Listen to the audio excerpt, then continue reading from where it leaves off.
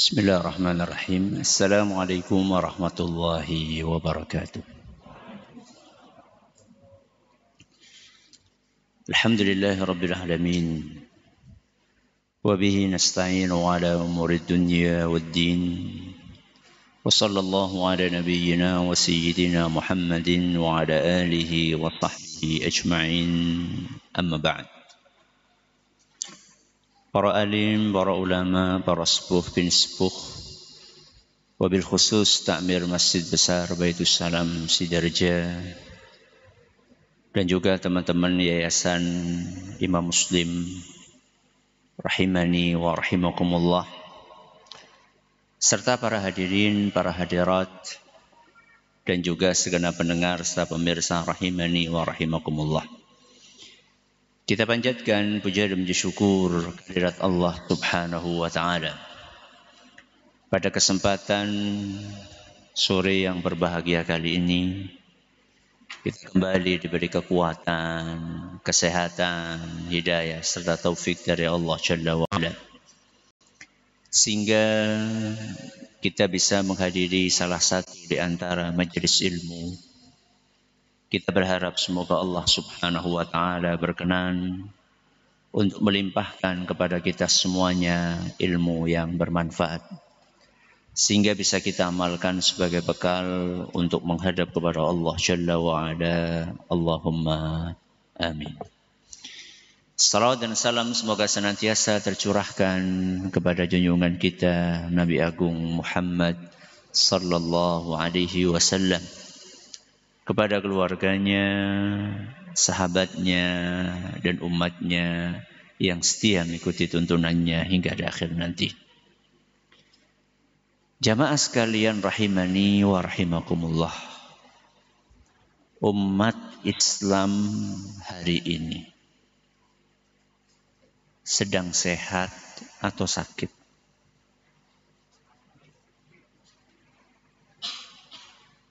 Kok sepi? Umat Islam hari ini sedang sehat atau sakit?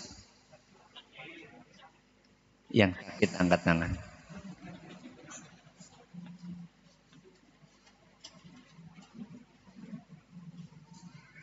Sebagian sedang sakit dan sebagian masih sehat. Apa indikatornya umat Islam sedang sakit? Mana tadi yang ngomong sakit? Masjid sepi. Ada lagi? Jasmani dan rohaninya. Ada lagi? Itu toh? Dibantai diam saja. Apa lagi? Hah? Perpecahan. Terus? Banyak. Indikator itu banyak. Kita bukan sedang gebiah, uyah. Bukan sedang pukul rata. Tapi kita sedang merenungi realita yang ada. Bahwa sebagian dari umat Islam memang betul-betul sakit.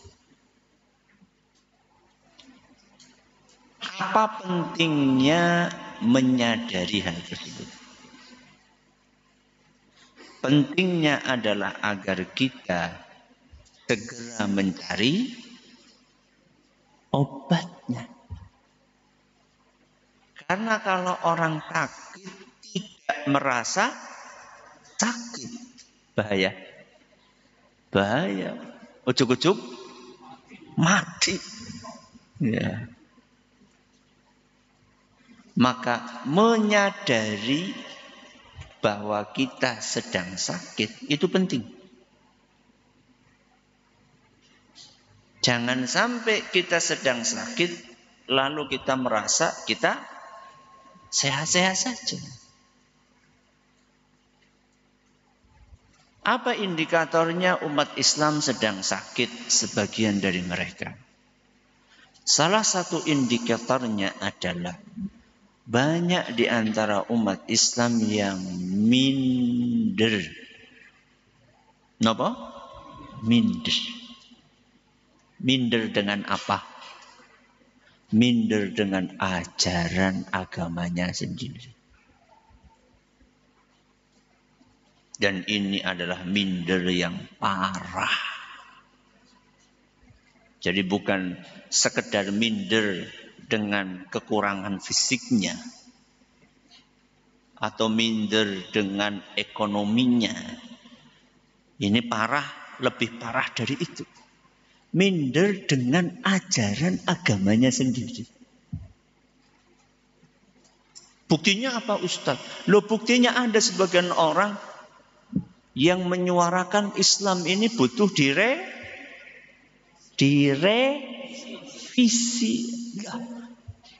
Direvisi berarti sudah sempurna apa dereng?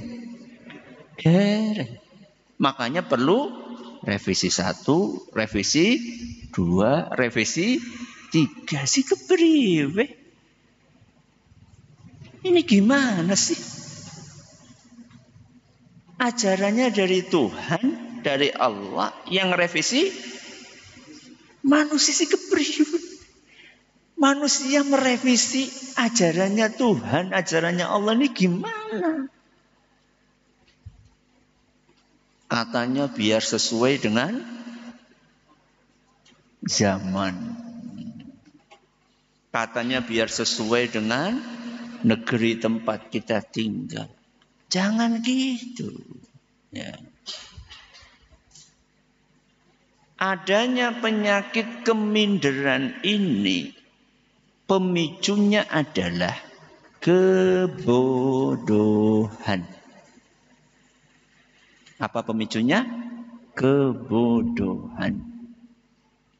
Jadi kebodohan itu adalah sebuah penyakit yang efeknya kemana-mana. Kebodohan tentang apa? Kebodohan tentang indahnya Islam. Kebodohan tentang apa? Kebodohan tentang unggulnya Islam. Kebodohan apa? Kebodohan dengan istimewanya Islam. Kebodohan apa? Kebodohan tentang hebatnya ajaran Islam. Jadi Islam itu punya keunggulan, punya kehebatan, punya keindahan, punya keistimewaan. Yang itu tidak ada di dalam agama yang lain.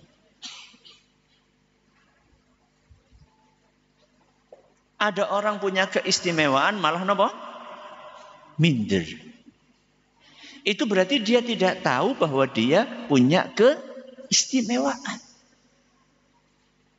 Apa kata Allah Subhanahu wa taala? Kuntum khaira ummatin ukhrijat linnas.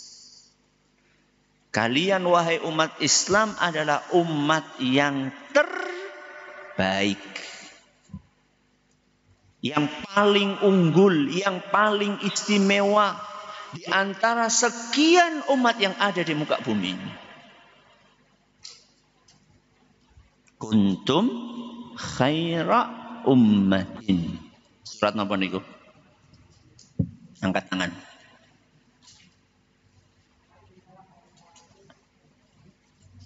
Ratus. Dikit lagi. 100 berapa? Berapa?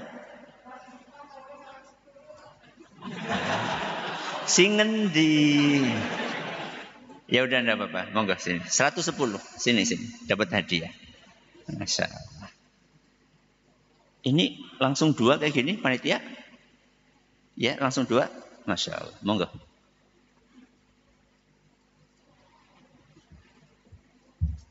Masya Allah. Ali Imran ayat pinten? 110. Ya. Itu menunjukkan bahwa Islam itu adalah agama yang terbaik. Dan indahnya Islam itu bisa dikupas dari sekian banyak sisi. Bukan hanya dari satu sisi saja. Dan tema tentang indahnya Islam pernah saya sampaikan di masjid ini. Kapan?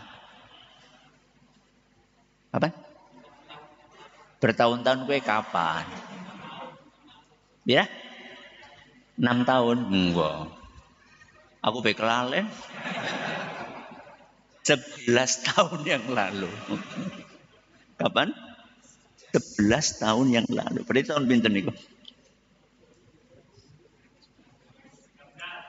2000 berapa? Iya, kira-kira gitulah. Indahnya apa? Islam. Salah satu sisi keindahan Islam yang akan kita kupas pada kesempatan kali ini adalah bahwa Islam agama nopo? Pertengahan. Jadi Islam ajarannya pertengahan itu adalah salah satu sisi keindahan. Jadi kalau boleh saya umpamakan tidak eka dan tidak eki. Tidak eka dan tidak eki. Eka siapa? Ekstrem kanan. Eki siapa? Ekstrem kiri. Ya. Jadi Islam itu bukan ekstrem kanan, juga bukan ekstrem kiri. Berarti Islam itu apa? Pertengahan. Ya. Apa dalilnya? Dalilnya adalah firman Allah Subhanahu wa taala, "Wa kadzalika ja'alnakum ummatan wasata." Dan kami menjadikan kalian itu sinten? Umat Islam. Sebagai ummatan wasata, sebagai umat pertengahan. Sebagian penafsiran mengatakan umat yang terbaik. Jadi wasatan ini bisa diterjemahkan, ditafsirkan umat pertengahan, bisa juga ditafsirkan umat terbaik. Wa kadzalika ja'alnakum ummatan wasata. Surat apa? Angkat tangan. Al-Baqarah 143. Bukan googling kan? Ini. Masya Allah. Waalaikumsalam warahmatullahi wabarakatuh. Surat apa wau? Al-Baqarah. Ayat pinten? 143. Jadi Islam itu adalah agama pertengahan. Ajarannya berada di tengah-tengah. Dalam bab apa? Dalam semua bab. Karena waktunya terbatas dan ilmu kami lebih terbatas lagi, maka kita akan bahas dalam 3 bab. Pinten bab? 3. Yang pertama dalam bab akidah. Yang kedua dalam bab apa kira-kira? Barakidah apa? Sepi temen ki sore. Yang kedua bab apa? Ibadah. Yang ketiga bab akhlak. Jadi kita akan mengupas sisi pertengahan ajaran Islam di antara agama-agama yang lain dalam 3 bab. Yang pertama bab akidah. Yang kedua bab ibadah. Yang ketiga bab akhlak. Kita bahas dari bab yang pertama. Bab napa wau? Bab akidah. Jadi kita tahu bahwa ada Tuhan dan ada manusia. Alhamdulillahi Rabbil Alamin. Segala puji bagi Allah, Rabbnya alam semesta. Jadi ada Tuhan, ada alam semesta, yang salah satunya adalah manusia.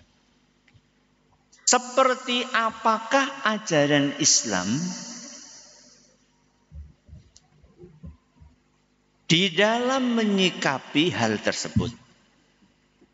Ajaran Islam memberikan panduan kepada kita agar menuhankan Tuhan dan memanusiakan manusia. Napa? Ajaran Islam menuhankan Tuhan dan memanusiakan manusia. Ini jalan tengah. Berarti ada ekstrem kanan, ada ekstrem kiri. Napa jajal kira-kira? Pada ngopi apa urung sih? Ajaran Islam menuhankan apa? Tuhan, memanusiakan manusia. Di sing tengah. Berarti sing ekstrem kanan sama ekstrem kiri napa? Angkat tangan. Saya enggak mau mendengar jawaban tanpa wujud. Angkat tangan. Salah enggak apa-apa. Ya.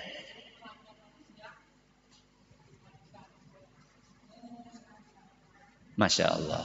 Silakan. Betul sekali. Masya Allah.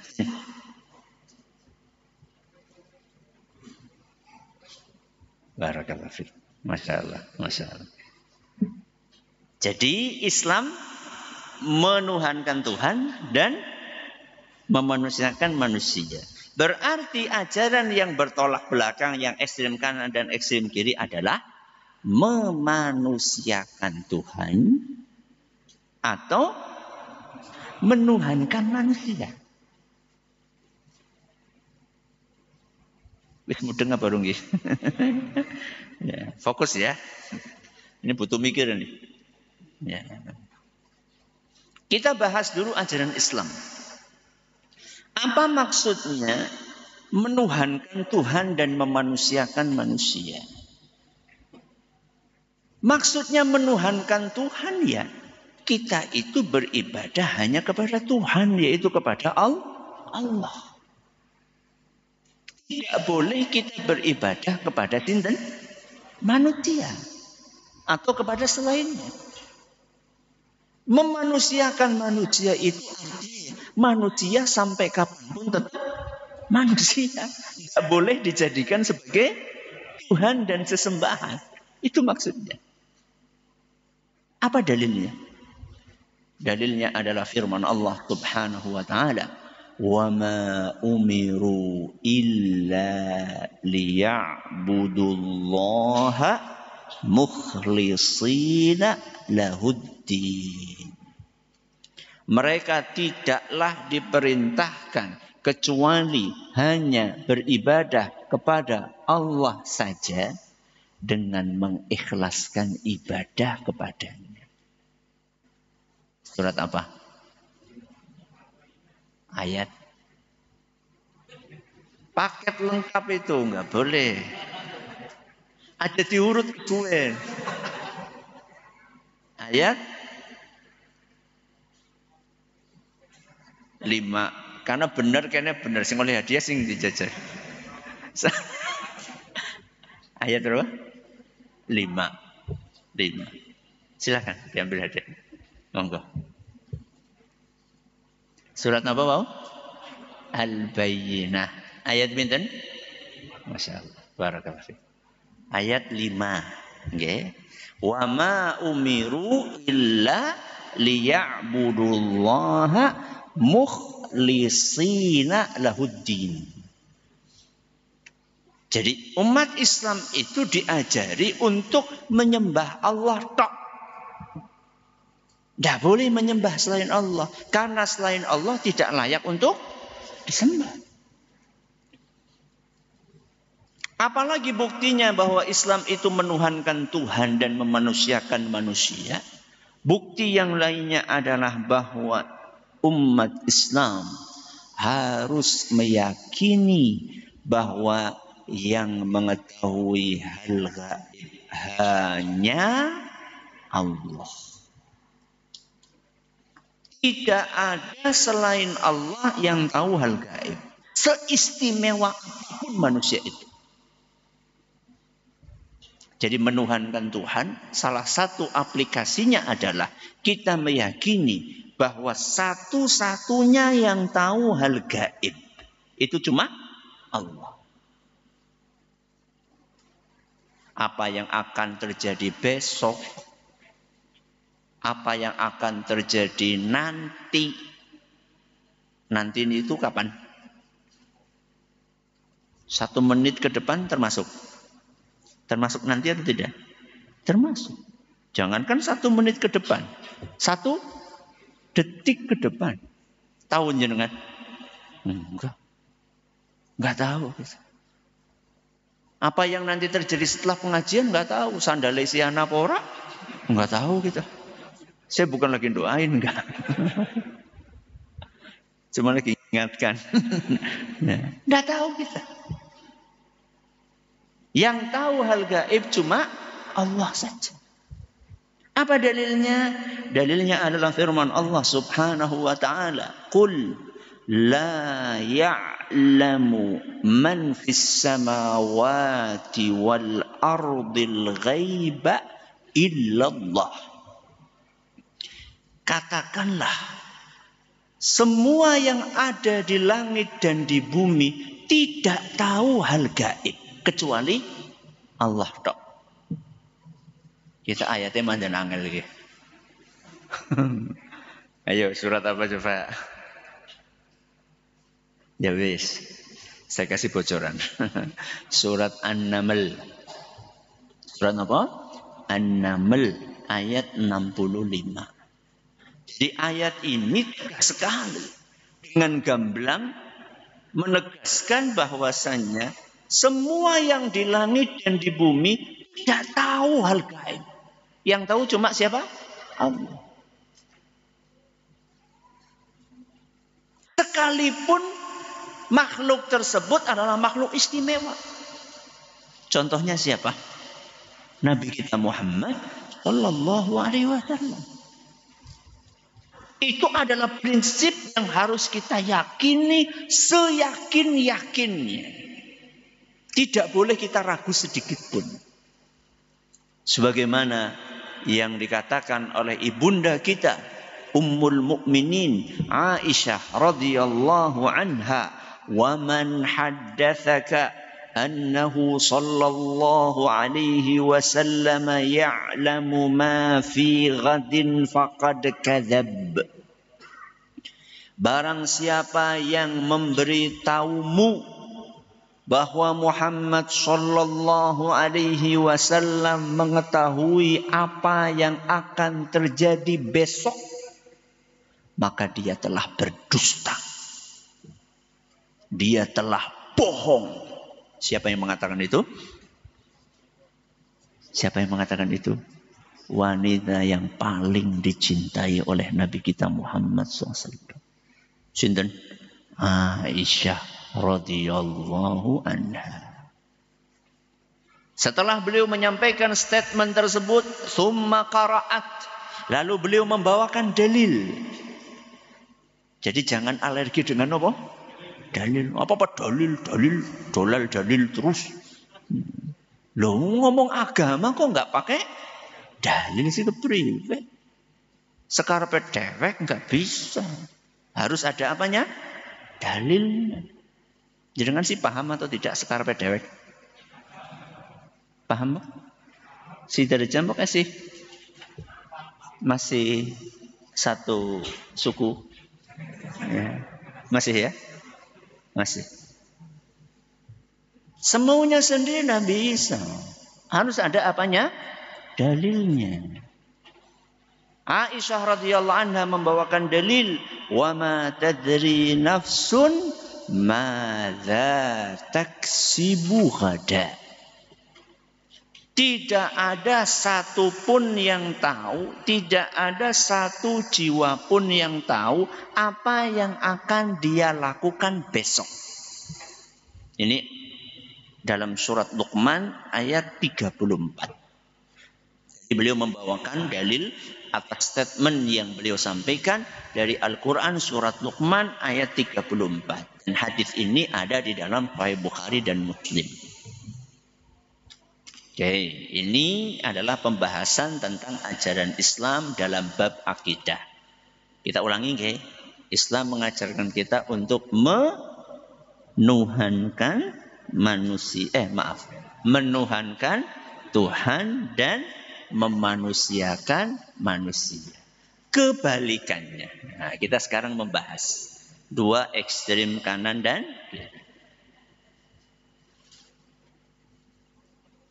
Yang tidak sesuai dengan ajaran Islam adalah manakala sebelum itu kita tadi baru menuhankan Tuhan, belum membahas apa?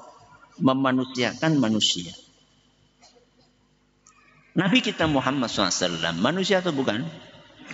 Manusia. Walaupun beliau adalah manusia istimewa, beliau adalah manusia. Makanya Allah Azza wa Jalla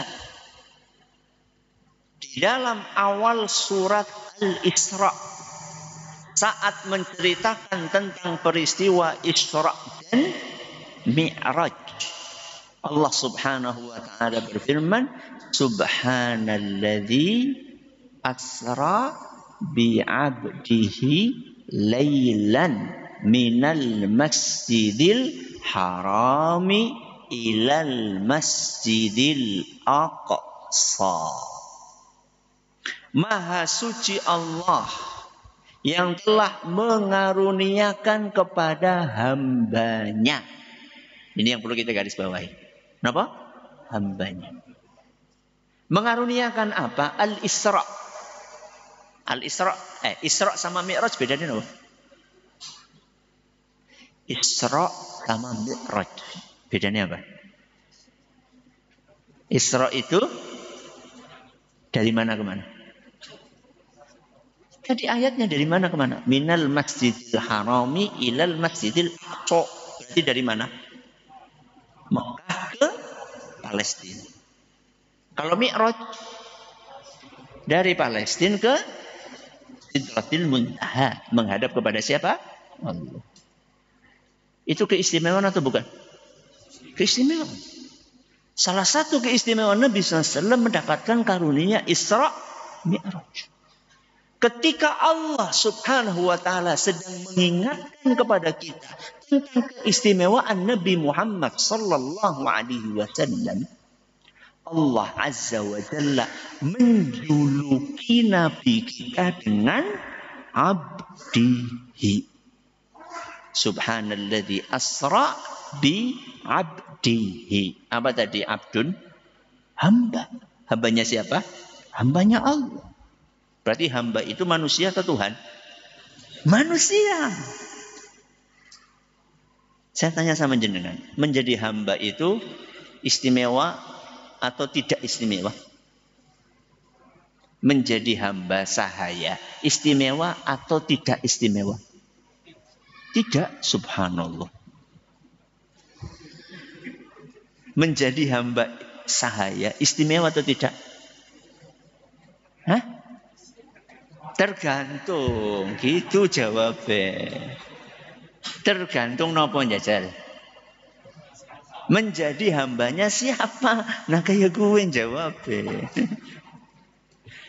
Kalau menjadi hambanya Allah, istimewa atau tidak? Istimewa. Kalau menjadi hambanya duit, nah itu baru tidak istimewa. Kalau menjadi hambanya sapi, lebih tidak istimewa lagi. Ya. Menjadi hambanya Allah, yaitu Nabi kita Muhammad SAW.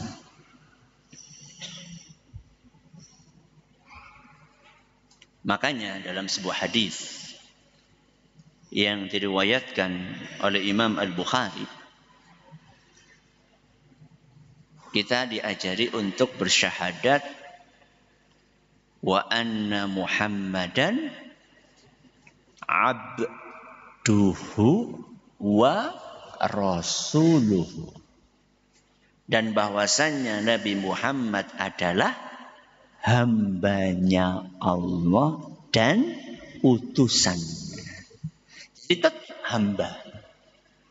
Seistimewa apapun Nabi kita, statusnya tetap hamba, manusia.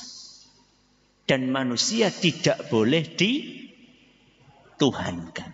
Tidak boleh disembah. Nah ya, selesai kita membahas tentang ajaran Islam dalam bab akidah. Menuhankan Tuhan dan memanusiakan manusia. Yang bertolak belakang dengan ajaran Islam itu adalah yang menuhankan manusia atau memanusiakan Tuhan. Apa maksudnya menuhankan manusia? Manusia dianggap kayak Tuhan, bahkan diangkat menjadi Tuhan. Itu makna menuhankan manusia. Kalau memanusiakan Tuhan apa? Tuhan dianggap kayak manusia. Mana yang benar? Salah dua-duanya. Apa ada Ustaz? Orang-orang yang menuhankan manusia ada. Allah Subhanahu wa taala berfirman, "Laqad kafara alladziina qalu innallaha tsalitsu tsalatsah." Telah kufur orang yang mengatakan bahwa Allah adalah salah satu dari 3 unsur Tuhan. Salah satu dari apa? 3 unsur Tuhan. Berarti sebagian, jadi Tuhan salah satu dari 3 Tuhan. Dan itu ditegaskan di dalam ayat yang lain, maksudnya apa? Wa qalatin nasaral masihub nullah.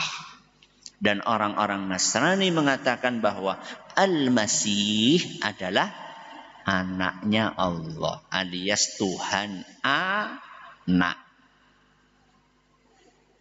Ini ditolak di dalam ajaran Islam. Bagaimanapun juga Nabi Isa alaihissalam, tetap beliau adalah hamba.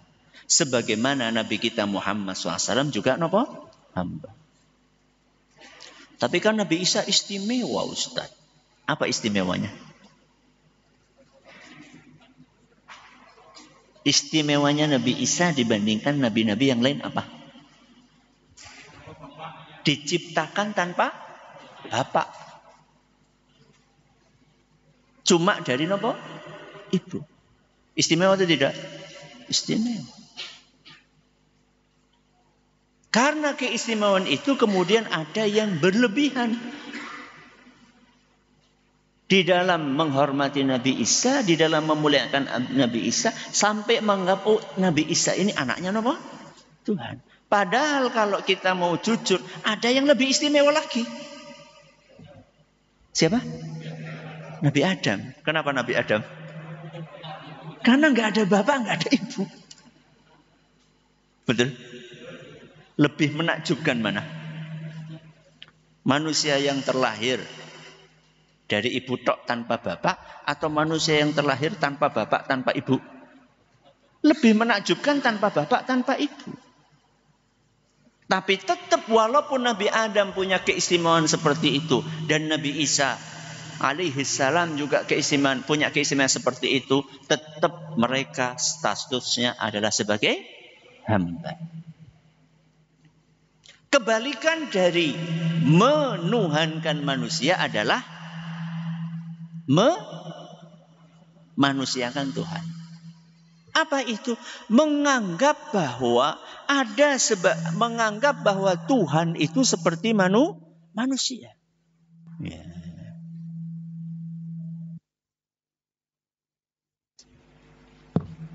Cek. Sampai mana tadi kita?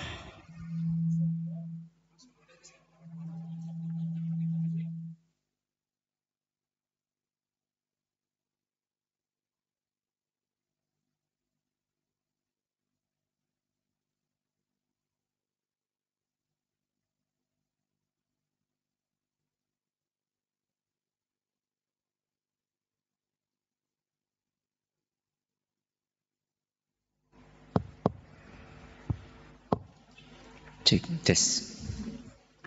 Sampai mana tadi? Menganggap Tuhan seperti manusia, alias memanusiakan Tuhan. Siapa itu? Orang-orang yang menganggap Allah seperti manusia, bahkan manusia yang buruk. Siapakah mereka? Mereka adalah yang diceritakan oleh Allah Azza wa Jalla di dalam Al-Quran.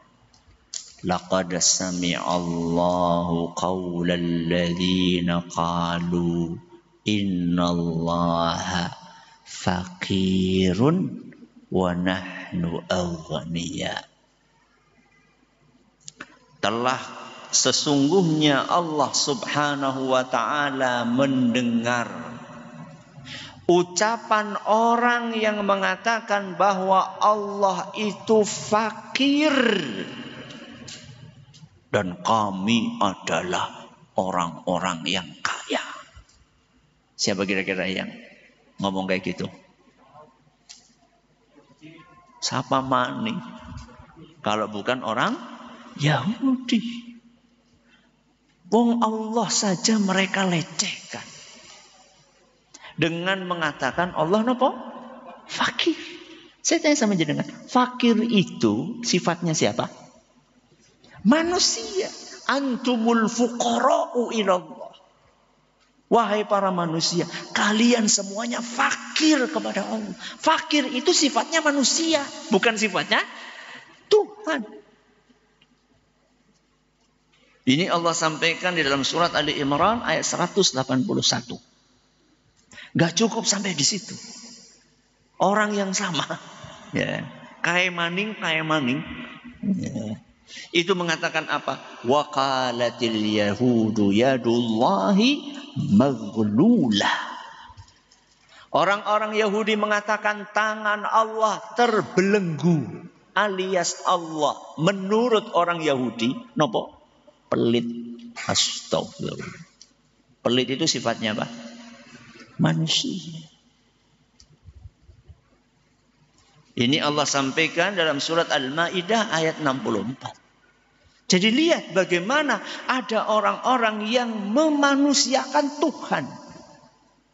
Tuhan yang maha suci, yang maha dermawan, yang maha kaya, dituduh dengan sifat-sifat buruk yang ada dalam diri manusia.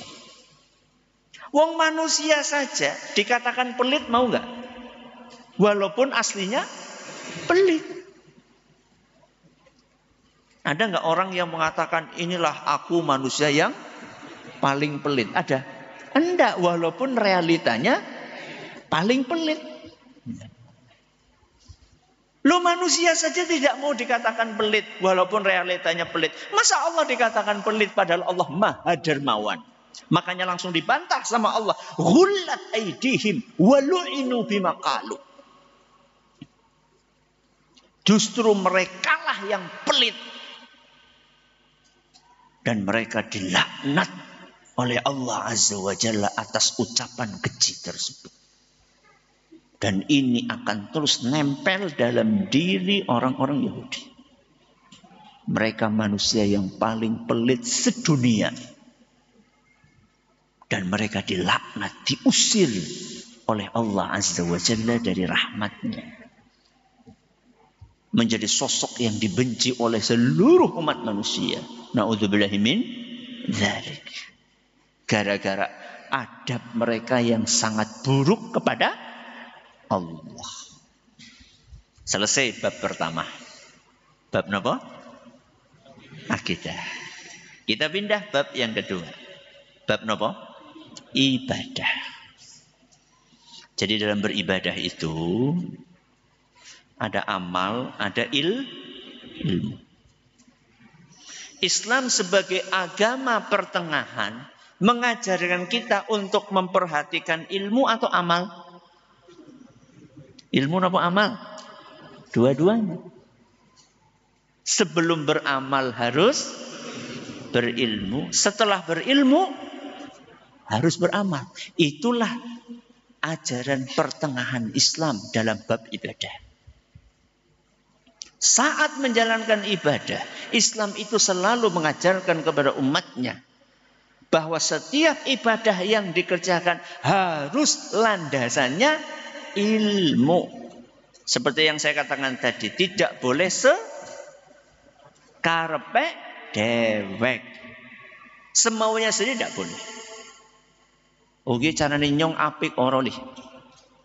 Ibadah itu bukan selera. Ya. Karena belum tentu yang menurut saya baik, menurut jenengan baik. Dan belum tentu yang menurut jenengan baik, menurut saya baik. Kalau dikembalikan kepada selera, nggak akan ketemu. Tapi kita kembalikan kepada Allah Azza wa Jalla. Kembalikan kepada Rasulullah SAW. Apa yang dianggap baik oleh Allah dan Rasulnya pasti baik. Jadi kalau ajaran Islam itu mengajarkan ilmu dan amal, maka ada ajaran agama lain yang cuma memperhatikan ilmu tok, lalu mengabaikan amal. Sebaliknya, nopo? Beramal tanpa ilmu. Dan tiga golongan tersebut, yaitu golongan yang memadukan ilmu dan amal. Golongan yang kedua adalah yang ilmu tok tanpa amal. Dan golongan yang ketiga yang amal tok tanpa ilmu. Allah kumpulkan tiga golongan itu disebutkan di dalam akhir surat Al-Fatihah. Apal? Orang apalnya kebangetan. Apa coba? Ihdinas siratal mustaqim. Siratal ladzina an'amta alaihim. Ini golongan pertama umat Islam. Ghairil maghdubi alaihim. Golongan yang kedua. Waladhdallin. Golongan yang ketiga. Berapa golongan? 3 golongan. Golongan pertama Allah sebutkan di mana?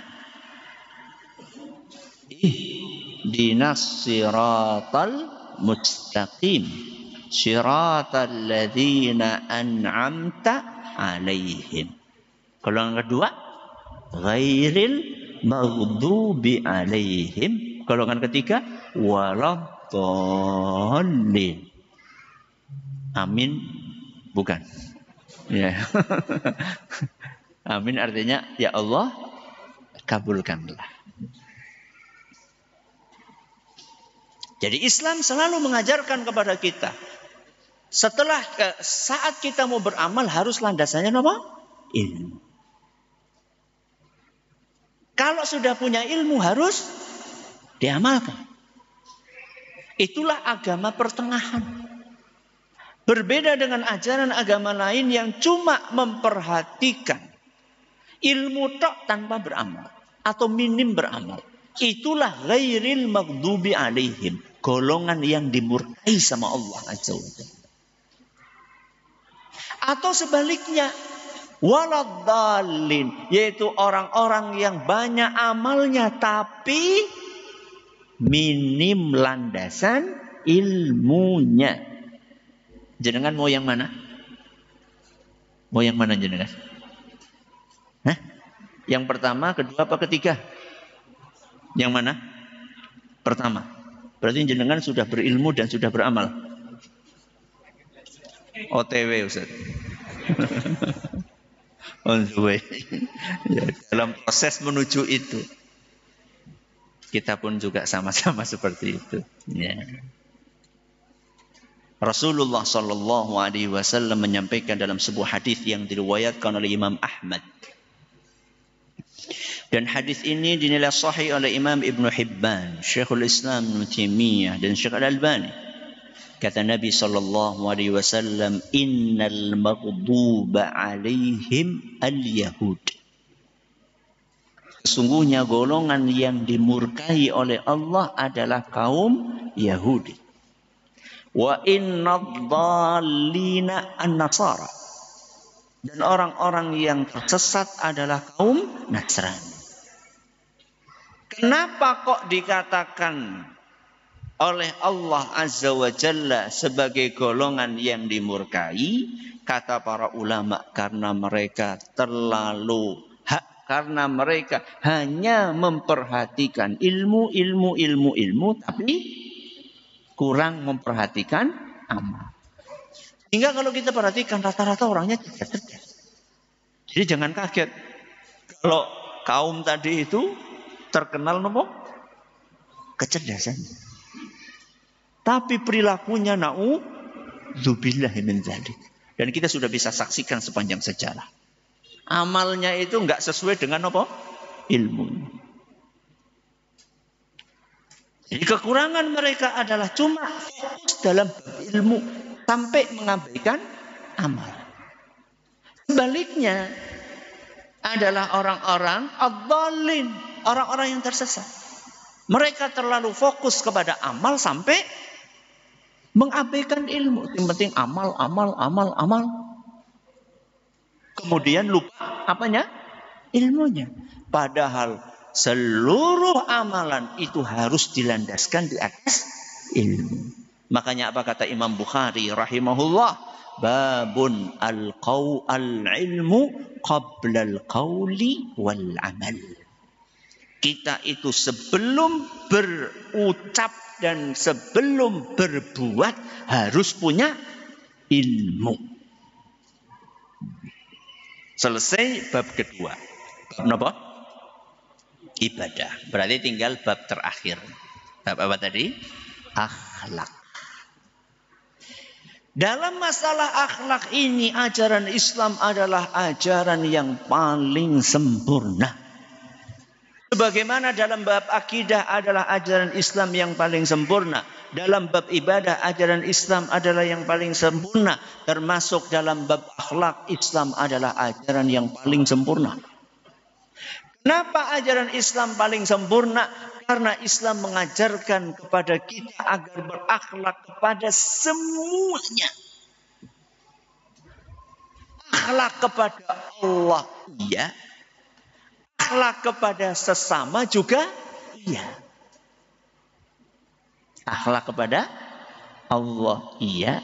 Akhlak kepada sesama juga, iya. Itu yang diajarkan di dalam Islam. Dan itu berbeda dengan ajaran-ajaran yang lain.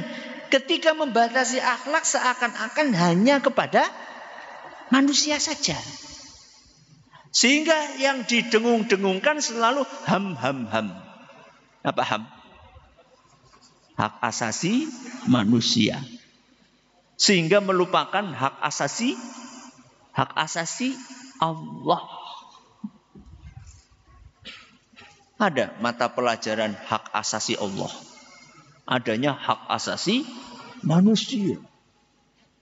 Jadi kita harus menjaga hubungan baik dengan tetangga, harus menjaga hubungan baik dengan keluarga, harus menjaga hubungan baik dengan teman, harus menjaga hubungan baik dengan sekian banyak makhluk-makhluk yang lainnya. Bagus? Bagus? Bagus, tapi yang tidak bagus ketika hanya ngomong itu tok. Lalu melupakan hak asasi Allah yang itu paling tinggi. Kalau kita harus berbuat baik kepada tetangga kita, maka kita harus lebih baik lagi kepada Allah. Karena yang memberikan kita segalanya adalah siapa? Allah. Tetangganya jenengan ngasih apa? Ngasih apa? Rantang. Isinya jangan apa? Jangan kangkung. Baik atau tidak? Baik.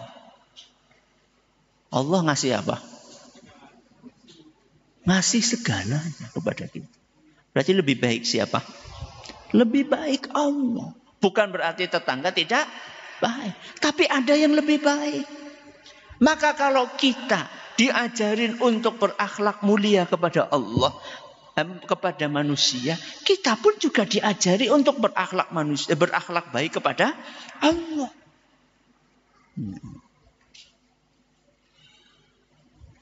Makanya ketika para ulama menjabarkan sabda Nabi SAW, innama bu'ithtu liutammima salihal akhlaq. Dalam riwayat yang lain, makarimal akhlaq. Siapa yang bisa menerjemahkan hadis ini dengan benar? Angkat tangan.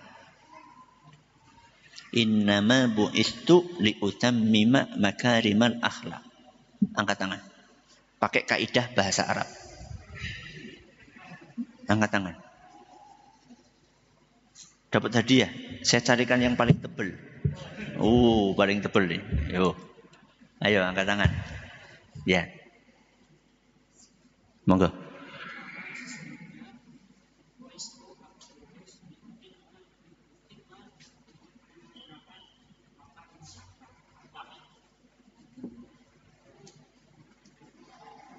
Kurang.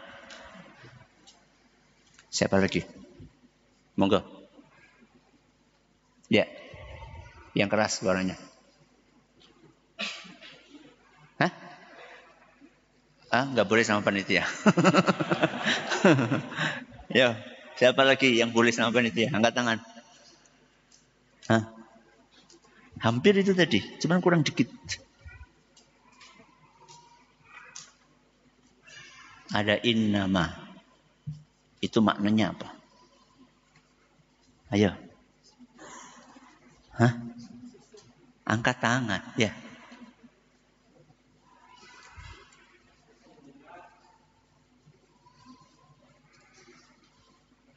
Tidak apa-apa, tidak bunyi. Saya dengar insya Allah.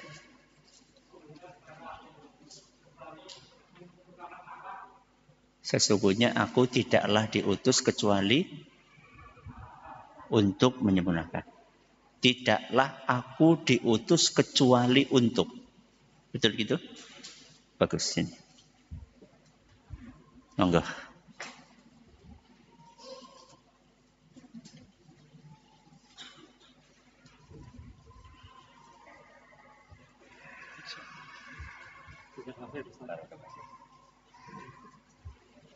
Sesungguhnya tidaklah aku diutus kecuali hanya untuk. Berarti misi Nabi Muhammad cuma satu. Apa? Menyempurnakan akhlak. Karena di sini pakai siwatul hasr, hanya. Berarti misi Rasul cuma satu. Hanya menyempurnakan akhlak mulia. Pertanyaannya, akidah mana? Katanya misinya cuma satu. Yaitu menyempurnakan apa? Akhlak. Ibadahnya, akidahnya mana? Paham pertanyaannya? Apa Wisman dan Heng? Ya? Paham pertanyaannya? Kalau kita baca hadis tadi dan diterjemahkan secara benar, maka terjemahan yang mudah adalah aku diutus hanya untuk menyempurnakan akhlak mulia. Hanya untuk. Berarti misinya cuma satu. Loh, bukankah Islam mengajarkan akidah, mengajarkan ibadah, mengajarkan akhlak? Kenapa cuma disebutkan hanya satu misinya akhlak? Jawabannya apa? Karena akhlak itu cakupannya luas. Tidak seperti yang dipersepsikan oleh banyak orang. Dikiranya akhlak itu cuma hubungan dengan manusia. Hubungan kita kepada Allah juga harus berakhlak. Sehingga akhlak yang dimaksud di dalam hadis tadi adalah termasuk akhlak kita kepada Allah. Akhlak kita kepada Allah ya berakidah dan beribadah yang baik. Sehingga hadis tadi benar. Kalau dikatakan misi Rasulullah hanya menyempurnakan akhlak. Betul. Ibadahnya mana? Akidahnya mana? Sudah include di situ. Sudah masuk di situ. Karena akhlak yang dimaksud di dalam hadis tersebut bukan hanya akhlak terhadap Sesama manusia, termasuk juga akhlak kepada Allah. Akhlak kepada Allah adalah berakidah, adalah bertauhid, mengikhlaskan ibadah hanya untuk Allah saja. Beribadah secara tekun kepada Allah. Itulah akhlak kita kepada Allah sebagai salah satu wujud syukur kita atas seluruh ibadah, atas seluruh nikmat yang telah Allah berikan kepada kita. Bisa dipahami nggih? Sakit nggih? Alhamdulillah. Jadi keistimewaan Islam di dalam bab akhlak mengajarkan kita untuk berakhlak secara baik kepada siapa? Kepada Allah dan juga kepada sesama. Sesama di sini maksudnya adalah manusia tok atau termasuk binatang juga? Termasuk binatang. Berarti kita harus berakhlak kepada binatang. Iya. Kayak apa akhlak kita kepada binatang? Memperlakukannya dengan baik. Contohnya, ketika menyembelih, sembelihlah secara syar'i. Menyembelih secara syar'i ini pripun? Pisaunya harus diapain? Ditajamkan. Terus nyembelihnya usahakan sesingkat mungkin. Terus jangan sampai di depan temennya. Temennya itu siapa? Ya temennya hewan. Temennya hewan sih siapa? Ya hewan juga. Nyembelih kambing jangan di depan kambing. Menyembelih sapi jangan di depan sapi. Jangan malah gedel nggih, kancamu gedel nggih. Itu namanya tidak berakhlak kepada hewan. Wal yurih dzabihatahu, dan hendaklah hewan yang akan disembelih itu dibikin rileks. Makanya nggak boleh banting, tapi pelan-pelan dirubuhkan. Bayangkan sampai hewan mau disembelih saja, kita sikapi dengan akhlak yang mulia. Ketika nyembelihnya pun harus pakai pisau yang tajam supaya apa? Set. Set itu maksudnya apa? Cepat. Ya, jadi orang osrok gitu. Karena pisaunya apa? Ketul siapa? Tumpul. Ya. Sudah dibanting, pisaunya tumpul. Ya. Kasihan sekali. Bayangkan, padahal ini mau disembelih. Apalagi ketika sedang dirawat, ketika sedang digembalakan. Makanya Nabi SAW itu melarang kita untuk memukul wajah. Wajahnya siapa? Wajahnya siapa? Hah? Manusia apa hewan? Manusia, berarti hewan tidak apa-apa. Hah? Ayam noroli plak. Boleh? Tidak boleh. Bayangkan. Binatang aja nggak boleh ditampar. Nampar tidak boleh. Apalagi bojone dewek. Ayo siapa sing sok ngaplengi bojone ayo. Ndi wong iki. Ngacung gitu. Bayangkan, kepada hewan saja kita harus berlemah lembut. Harus berakhlak mulia. Apalagi kepada manusia. Apalagi kepada istri kita. Apalagi kepada anak kita. Ya. Ustaz katanya boleh mukul Ustaz. Boleh enggak mukul? Boleh. Iya boleh.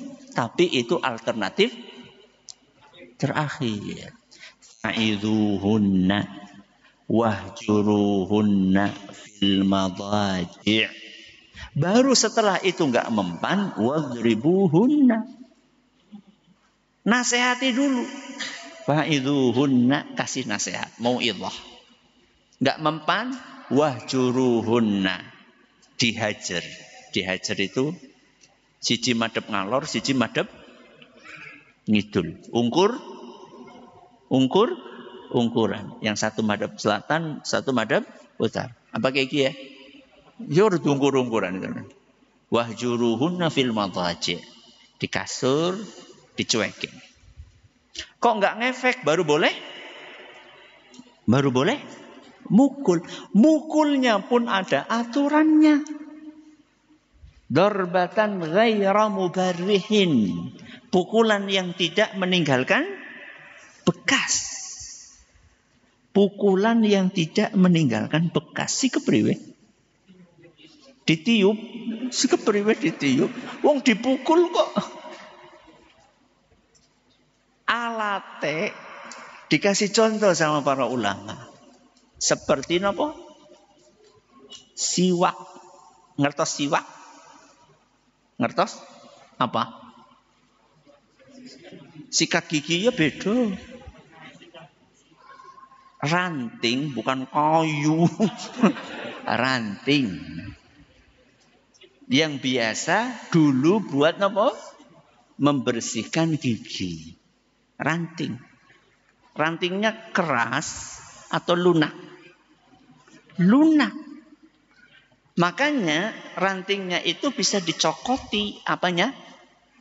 Kulitnya. Setelah dicokoti kulitnya, dikupas kulitnya, terus diapain? Digigit-gigit supaya apa? Lembut. Kayak sikat.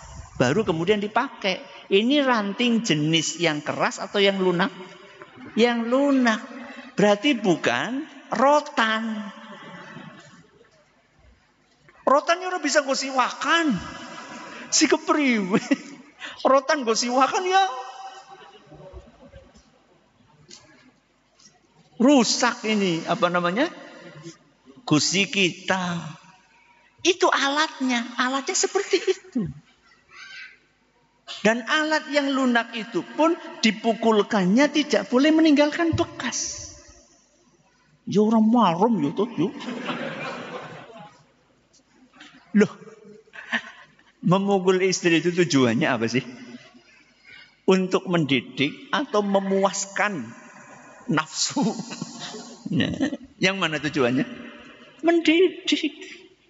Tujuannya itu mendidik, bukan untuk melampiaskan apa?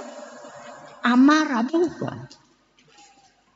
Nah, Ustaz mukul dia mukul baik, dadakan bahas apa? Niat. Beda. Niatnya beda, hasilnya beda. Apa ya? Iya atau tidak? Niat yang berbeda menghasilkan efek yang berbeda. Kalau niatnya mendidik, maka insya Allah akan membuat istri terdidik. Kalau niatnya melampiaskan amarah, maka akan memunculkan apa? Dendam. Oh, tunggu benek lagi meriang. Ngono. Itu berarti apa? Dendam. Jadi niat yang berbeda menghasilkan efek yang berbeda.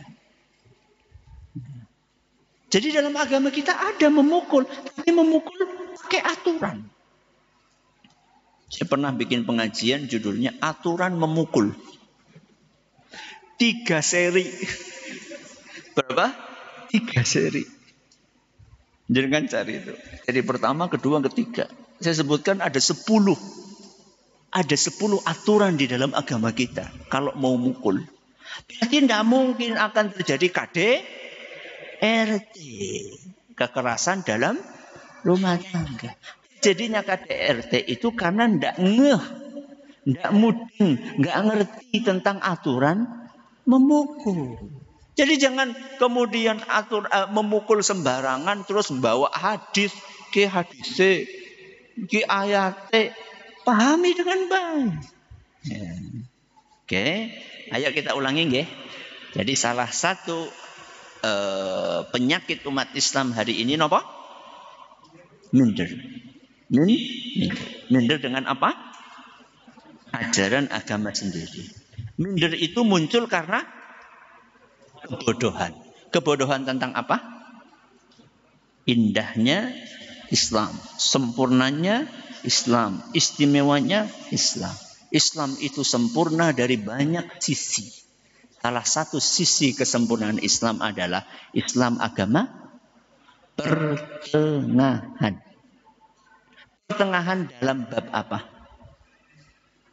Akidah, ibadah, akhlak. Pertengahan Islam dalam bab akidah. Napa? Menuhankan Tuhan, memanusiakan manusia. Dan ini adalah sikap pertengahan antara dua kubu yang ekstrim, yaitu yang menuhankan manusia atau memanusiakan Tuhan. Selesai bab akidah. Pindah bab ibadah. Apa pertengahan Islam dalam bab ibadah? Memperhatikan ilmu dan amal. Berbeda dengan ajaran Islam yang ekstrem kanan, ekstrem kiri. Napa? Yang cuma beramal tok tanpa ilmu dan yang berilmu tidak mau beramal. Oke. Selesai bab kedua. Pindah bab ketiga. Bab napa? Akhlak. Apa sikap pertengahan Islam dalam itu? Mengajarkan kita untuk berakhlak mulia kepada Allah dan kepada sesama. Sesama itu maksudnya ya manusia, ya hewan, termasuk tumbuhan, termasuk pada semua makhluk Allah yang lainnya. Ini yang bisa kita pelajari pada kesempatan sore hari ini. Semoga bermanfaat bagi kita semuanya. Wa sallallahu ala nabiyyina Muhammadin wa ala alihi wa sahbihi wa sallam. Masih ada sisa waktu. Kalau ada yang pengen nanya, silahkan.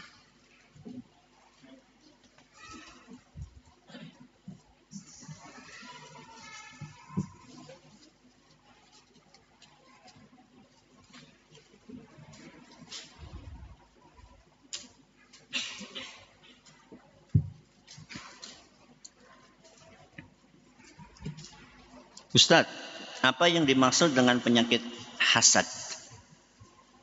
Dan bagaimana cara mengobati penyakit tersebut? Hasad definisinya adalah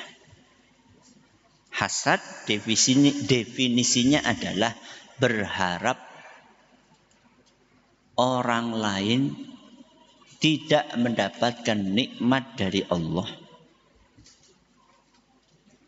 Atau nikmat yang sudah didapatkannya hilang. Apa definisi hasad? Berharap orang lain tidak mendapatkan nikmat dari Allah atau nikmat yang sudah didapatkan hilang. Itu hasad. Contoh. Lihat ada orang berumah tangga. Kelihatan bahagia sekali. Lalu si A. Siapa? Si A. Si A siapa? Ya, si A. Yang hasad sama pengantin baru itu berharap, ya Allah mudah-mudahan orang dua anak. Itu namanya hasad. Atau si A ini melihat ada rumah tangga yang anaknya Masya Allah manut-manut. Ya Allah mudah-mudahan anaknya pada mati. Itu namanya hasad. Bagaimana cara mengobatinya? Cara mengobatinya lawan. Apa? Lawan. Ketika muncul perasaan itu jangan dibiarkan. Apalagi disuburkan. Tapi diapain? Dilawan. Cara melawannya bagaimana? Apa? Berdoa kepada Allah. Berdoa kepada Allah. Makanya kita dianjurkan untuk meminta perlindungan kepada Allah dari hasad. Min syarri hasidin idza hasad. Surat apa? Al-Falaq apa An-Nas? Arab urutakan maning. Wong ini surat favorit kok datakan ngurutakan sih, Masya Allah. Ya. Dari kejahatan orang yang hasad ketika dia hasad. Doa sama Allah. Ya Allah bersihkanlah hatiku dari penyakit apa? hasad. Satu, kita berdoa. Yang kedua, cara melawannya adalah berusaha berbuat baik kepada orang yang dihasadi. Dihasadi siapa? Yang jadi korban hasad. Ya. Ketika kita hasad kepada orang lain, si A, maka berusahalah untuk berbuat baik kepada dia. Dirimi makanan. Ada dewe sianida. Ya. Betul-betul makanan yang terbaik. Ya. Kalau ketemu kita, senyum, salam. Ya pokoknya berusaha dilawan. Jangan pasrah.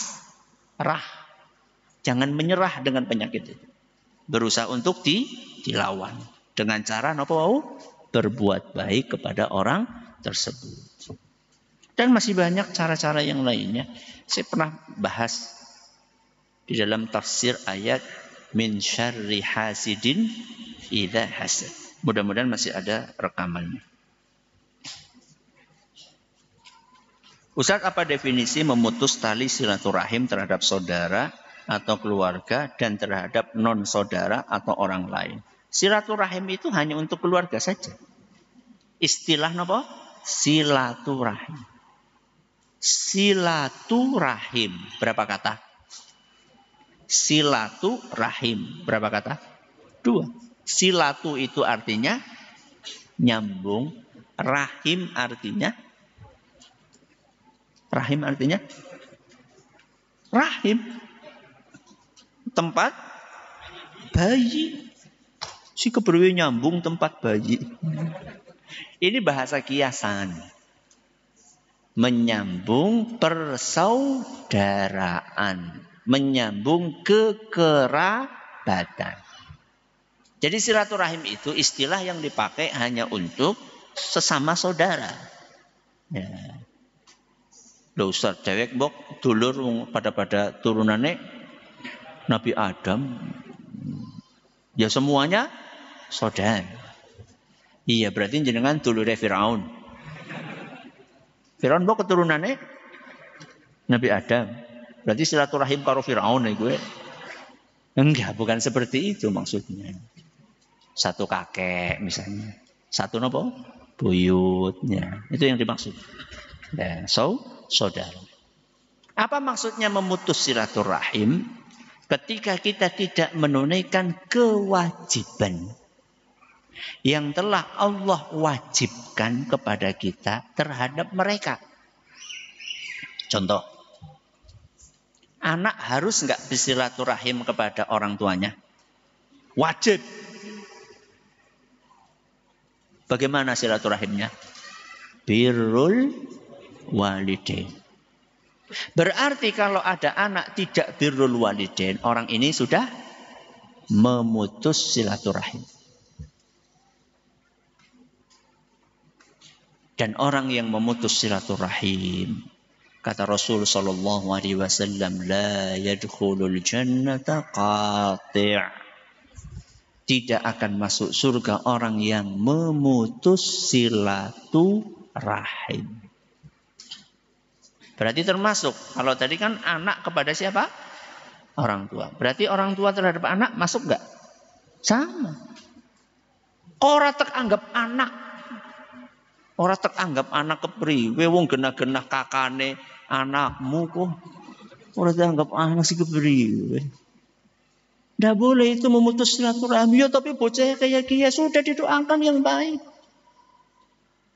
Gak usah katakan kamu bukan anakku, saya gak akui kamu sebagai anak. Itu memutus silaturahim. Marah-marah tidak apa-apa. Selama masih dalam batas apa? Kewajaran. Tidak berlebihan. Tapi jangan sampai memutus silaturahim, tidak boleh. Ya. Kakak kepada siapa? Adik. Termasuk juga. Kakak menghormati, adik menghormati kakak, kakak menyayangi adik. Laisa minna man lam yarham saghirana wa yuwaqqir kabirana. Bukan termasuk umatku orang yang tidak menghormati yang lebih tua dan tidak menyayangi yang lebih muda. Itu makna memutus silaturahim. Wallahu.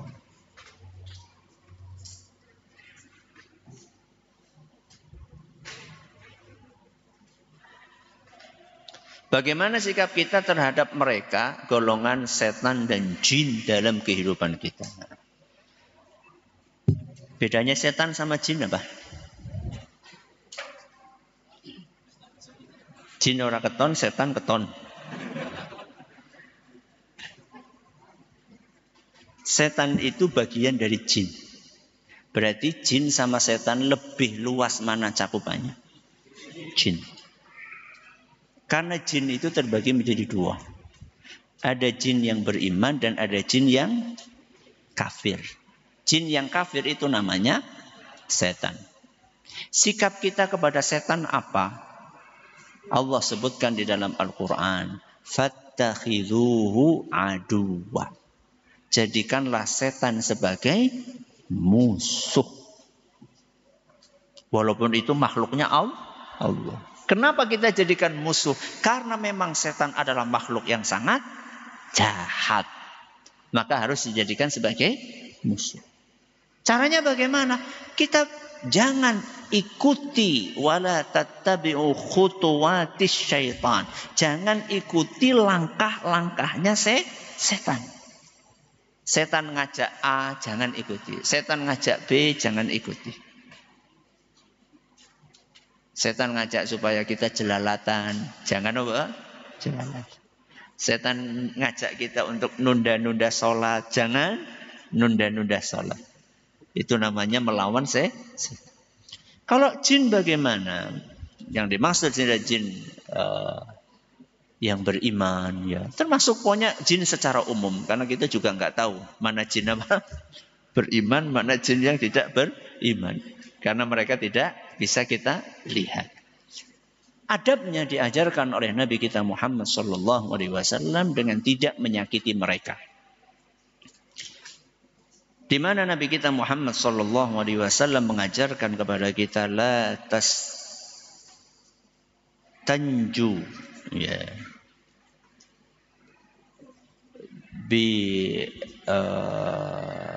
azmin au rauthin au kama qala sallallahu. Jangan beristinja dengan tulang atau kotoran hewan. Jangan apa?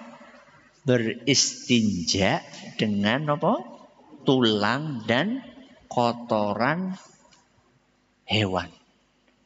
Istinja siapa? Cebok. Iya, cebok. Cebok tapi bukan pakai air. Itu istinja. Atau lebih pasnya istijmar. Ya.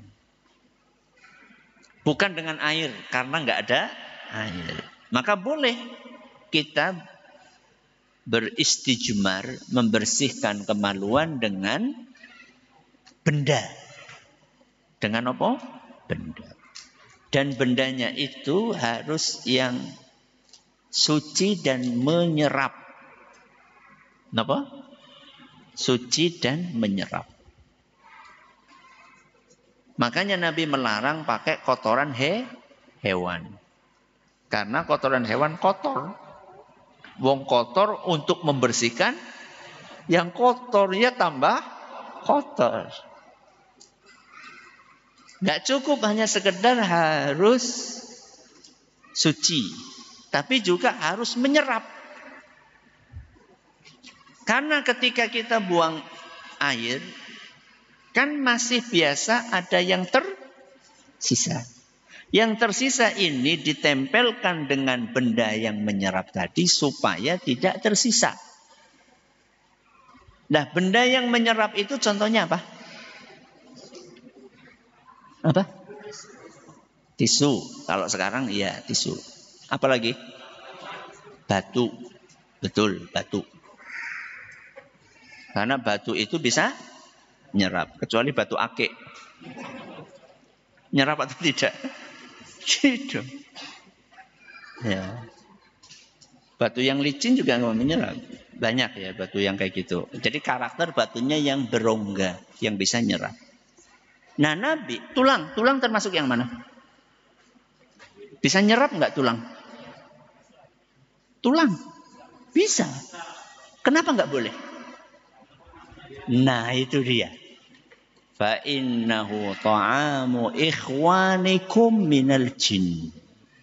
Karena sesungguhnya tulang adalah makanan saudara kalian dari bangsa jin.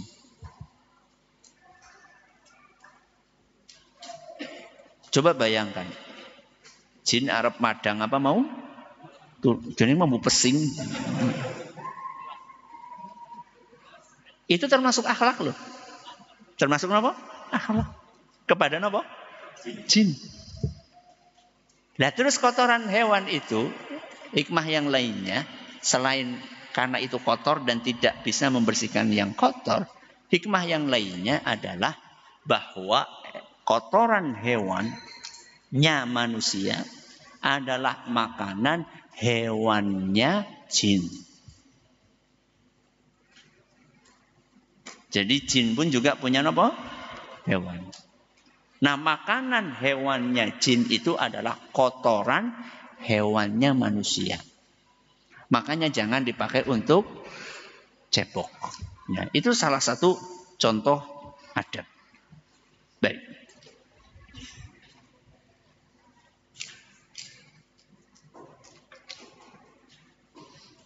Ustadz, bagaimana sikap kita yang baik ketika kita disebut Islamnya beda? Ketika disebut akidahnya beda, harus bagaimana? Dalam pepatah Arab dikatakan al-insanu aduwu ma jahilahu. Manusia itu akan membenci sesuatu yang tidak dia kenal, yang tidak dia ketahui, yang tidak dia paham. Ungkapan-ungkapan yang tadi disebutkan dalam pertanyaan kemungkinan munculnya karena orang itu belum kenal, belum tahu. Karena belum tahu maka tugasnya kita memberitahu. Mengajari bukan menghajari. Ya, mengajari. Ngajarinya yang baik, jelaskan dengan argumen, dengan kata-kata yang halus, dengan tutur kata yang sopan. Sampaikan dalil-dalilnya. Kalau orangnya lebih tua dari kita, jangan terkesan menggurui. Itu cara. Yang kedua, diapakan? Didoakan. Supaya mendapatkan hidayah dan petunjuk dari Allah Subhanahu wa ta'ala. Jam berapa?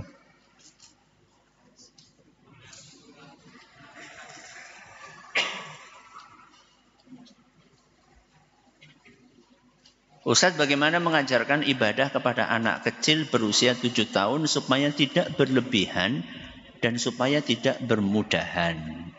Cara mengajarkannya adalah dengan mengajarkan sunnah Rasul SAW. Karena sunnah Rasul SAW tidak berlebihan dan tidak bermudahan. Itu sunnah Rasul.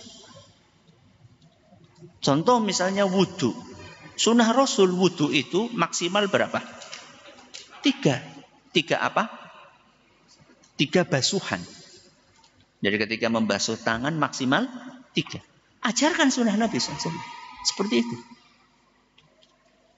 Sunnah Nabi SAW pakai airnya tidak apa? Boros. Jadi kalau buka keran itu jangan apa? Jangan full. Cukup setengah. Malah kalau bisa seperempat. Yang penting bisa untuk membasahi. Rasulullah SAW pernah wudhu dengan air segini. Senopo niki?